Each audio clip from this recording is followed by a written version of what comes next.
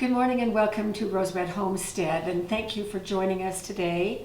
Our community focuses on self-reliance, food security, and emergency preparedness. And today's video on how to make fresh egg pasta fits right into both food security and emergency preparedness, because we can make pasta ourselves instead of relying on the food supply chain, and we can be prepared in that way, either by drying the pasta or freezing it. I would really encourage all of you who appreciate our videos to please subscribe and share them and like them if you do. We would love to get the word out on the reliable type of food security and emergency preparedness self-reliance videos that we do. We do the scientific basis behind most things, and go with approved ways of doing things so that everything can be relied on for safety. So today we're just going to do our first video on fresh pasta, and we'll get started in just a moment.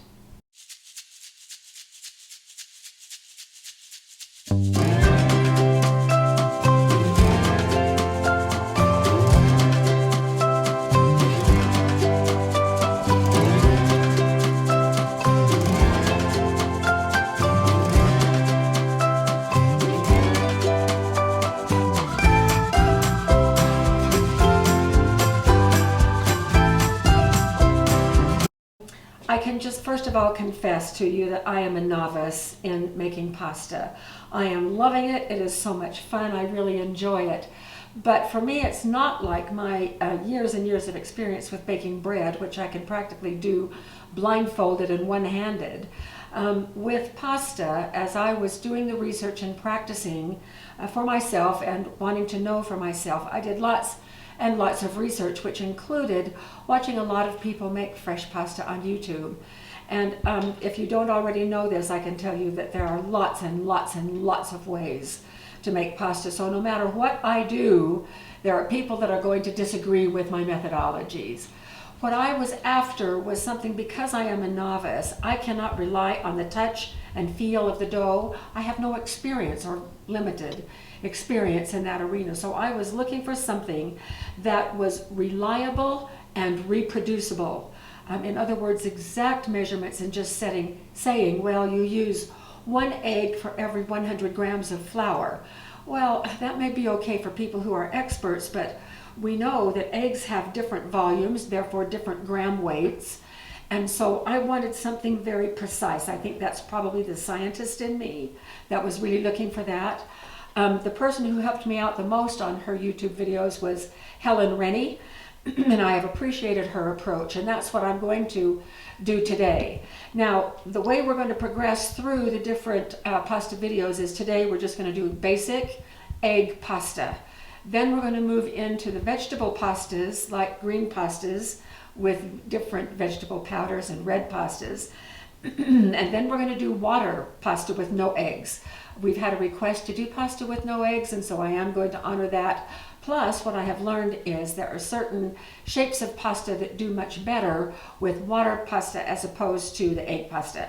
So today is egg pasta. So here are the ingredients of what we're going to use. Notice that I have my food processor out here today.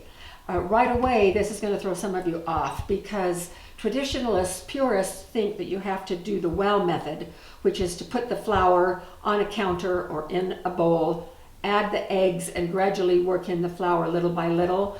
Well, I don't need to do that. This is one of the things that I learned from Helen Rennie: just do it in your food processor, because where the real technique comes in is in how you knead. And you must knead pasta. So we'll get to that point in just a minute. So I'm starting with 300 grams of flour. Now this again is my King Arthur. It is the unbleached all-purpose flour. A lot of people think that you have to use 00 flour, and the 00 means it's ground very, very finely. It is so expensive that I am not going to start off with that. I need to learn a whole lot more and improve my technique. before I spend that much on 00 flour. So we're going to do the best we can with this flour. A lot of people use this very same flour. We're going to use this flour. And I'm just going to put this right in the food processor, 300 grams. And then I also weighed these eggs. Now I have here 2 whole eggs plus 3 extra yolks, and then I added water to get it up to 185 grams. And this takes the guesswork out of eggs, because you add the eggs that you want, but you raise the water so that it is an exact measurement. So we'll add those eggs here in just a moment. First, I'm going to add 2 teaspoons, and this is Diamond Crystal kosher salt. And it is fluffy salt. It dissolves really, really well.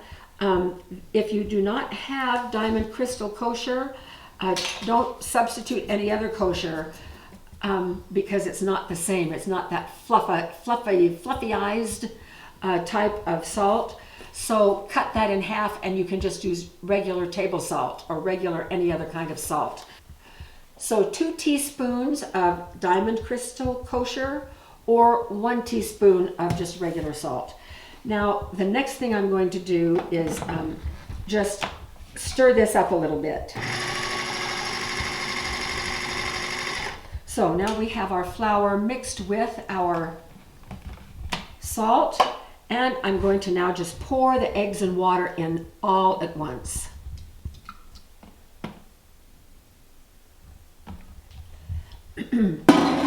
And we're just going to let this go very slowly until it forms a dough. And you're going to think, oh, that will never happen. But it does, and it saves you from doing a lot of time with the well method, mixing in just a little bit of flour at a time. So I went off camera for a bit to do a little bit more, and now I'm just pulsing it as it comes together. Almost there.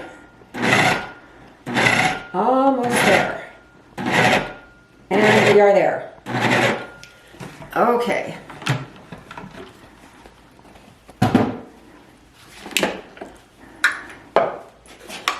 So we're going to get our ball of dough out. And because we made precise measurements, we do not want to leave any little scraps, any little flour, anything behind. So we're going to just tip everything out here and reach in and get these little crumbs.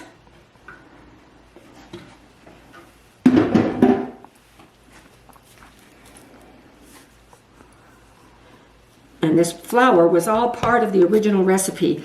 Now, right now, it is feeling a little bit sticky, and if I were making bread, at this point I would add more flour, but I'm not making bread.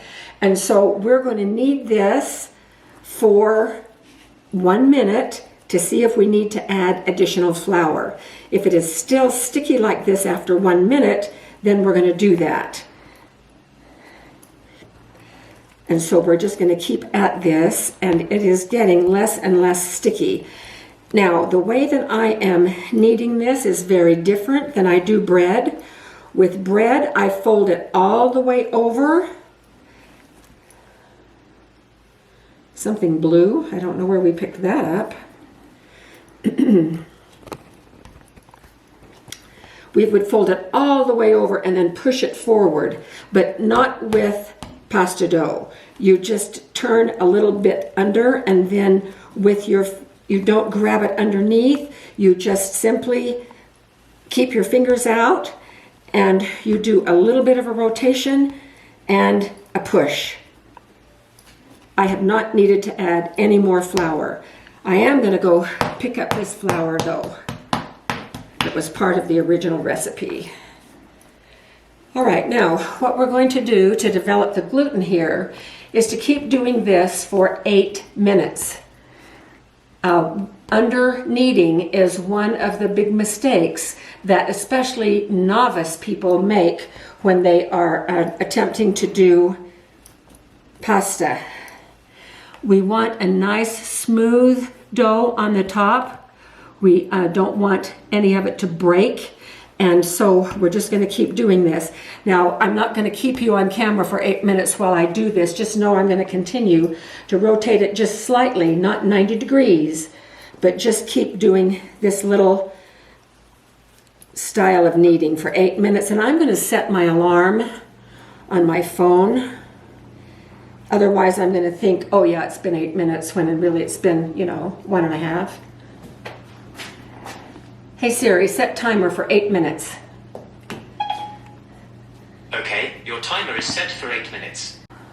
Well, that was exhausting. I didn't think that 8 minutes would ever end. So here's our little pasta ball.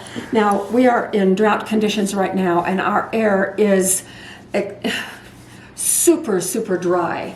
And so I had to be really careful that this wasn't drying out too much. So at one point in time, I got my right hand damp and worked the dough a little bit to keep it nice and soft. So now we're going to just put it in this plastic wrap and wrap it up tight so that it is airtight. And we are going to just sit it right here on the countertop for 30 minutes. Now, the great thing about this is we're leaving it at room temperature. We are not refrigerating it. And so we're going to leave it out here, and we can work it in 30 minutes because the gluten will be ready at that point. But what if you wanted to go shopping right now? Well, the bottom line is you can. As long as you use this in the same day that you make it, you're good. So it can sit out here on the countertop most of the day, and then you can work it later in the day. But we'll come back in 30 minutes and show you the next step. It's been 30 minutes, and we're going to unwrap this, cut it in half, and start working on getting it where we want it to be. So I'm just going to cut it in half. Oh, it has a lot of good texture to it. Keep this other wrapped up so it does not dry out. And then I'm going to try to shape this. Now, one of the problems with doing this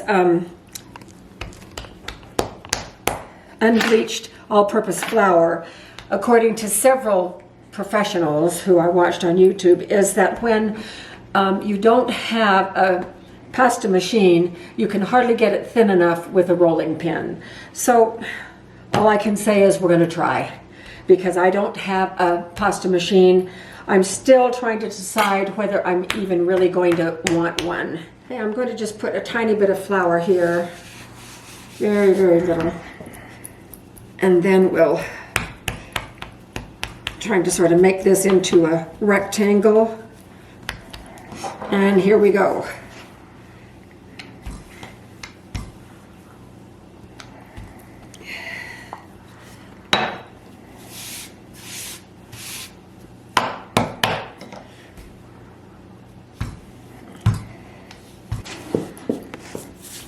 All right, I'm going to cut this just for ease in handling, right down the middle.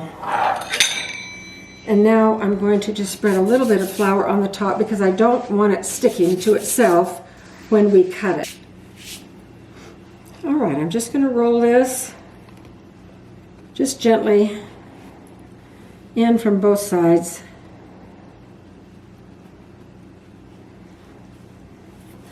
And now I'm going to cut, and I'm just going to do these in ribbons.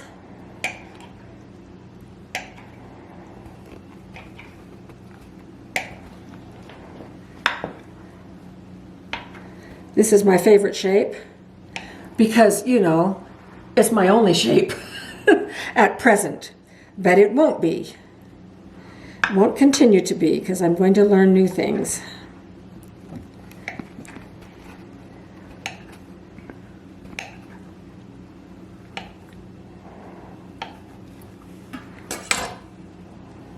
Here's a little trick. I'm just going to take the knife right up to where the middle is, and then these unroll much, much easier.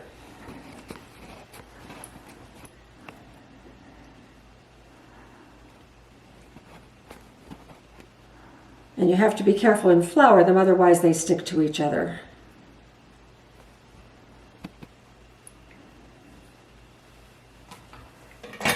So I'm going to flour them pretty well. And because of our dry air, these are already quite dry, and the flour is not going to work its way in. The flour is just going to keep things from sticking to each other. And then when we drop these in a boiling pot, the flour will just drop to the bottom of the pan. So here's these in a knot, and onto our parchment. All right, we'll be back when I have finished this other half. I'm not going to cook them on this video. We're going to do that at a later video when I'm going to be demonstrating various meat sauces, and even some that you will be able to can and have ahead. So making a pasta meal will be very quick and easy. So I'm going off camera now to finish these, and we'll bring you back when everything is done. I just finished. What a fun activity this was. So here we have it. I have 7 little circles of pasta. Some is a little bit wider, some is a little bit narrower, and of course, all of it is way too thick. But I don't care. It was as thin as I could get it with a rolling pin. I'm still debating about whether to get a pasta machine. I probably will, but probably not for a while. I'm just going to pop these right in the freezer. Once they are frozen, I will put them in a plastic bag and keep them in a plastic bag until we're ready to just drop them in boiling water, frozen. You don't even need to thaw them. So our next pasta video is going to be on green pasta. So tune in to see what we use to turn it green. So we will see you at our next video. Thanks for watching. Bye.